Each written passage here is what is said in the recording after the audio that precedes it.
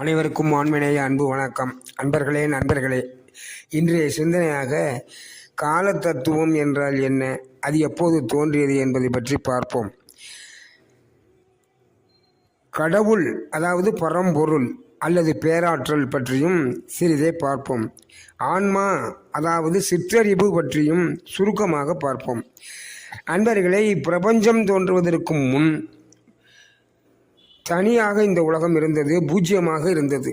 அதாவது வெடிப்புக்கு பிறகுதான் இவ்வுலகம் தோன்றியது.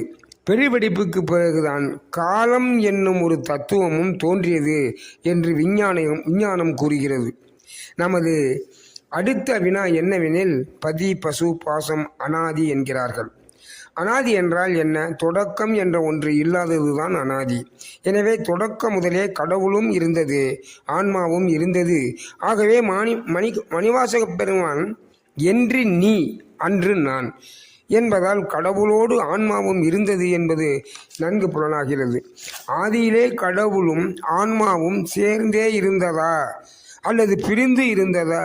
அப்படி சேர்ந்து இருந்தால் ஏன் பிரிந்து வந்தது என்பது போன்ற சிந்தனைகளை நாம் சிந்திக்க வேண்டும்.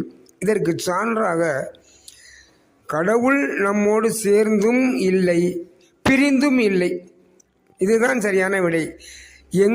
இறைவன் எங்கும் உள்ளான், நம்மோடும் உள்ளான்.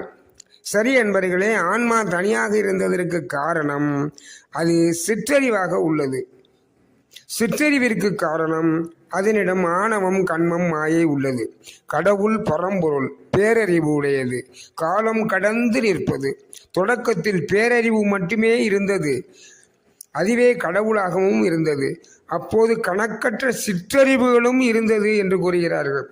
இந்த சிற்றறிவு உடைய ஆன்மாக்களாக வளர்ந்தது.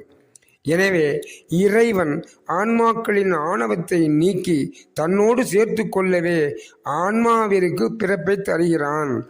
அடுத்த கேள்வி, ஆணவம் கண்மம் மாயை ஜடப்பொருள், ஆன்மா உயிர் பொருள். எப்படி ஒரு ஜடப்பொருள் உயிரை பற்றும்? இதற்கான பதில், ஆன்மா சிற்றறிவு, இயற்கையிலே அது தனித்து இருக்காது.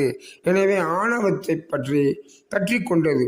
ஆனால் கடவுள் பேரறிவு உடையவன், எனவே மனங்கள் பற்ற முடியாது. ஓர் உதாரணம் தருகிறேன். தங்கம் மணலில் கிடந்தாலும் துருப்பிடிக்காது, இரும்பு துருப்பிடிக்கும். எனவே அன்பர்களே, வெடிப்புக்கு பிறகு கால தத்துவம் தோன்றியது என்பது புலனாகிறது. அன்பு அருட்பெரும் ஜோதி.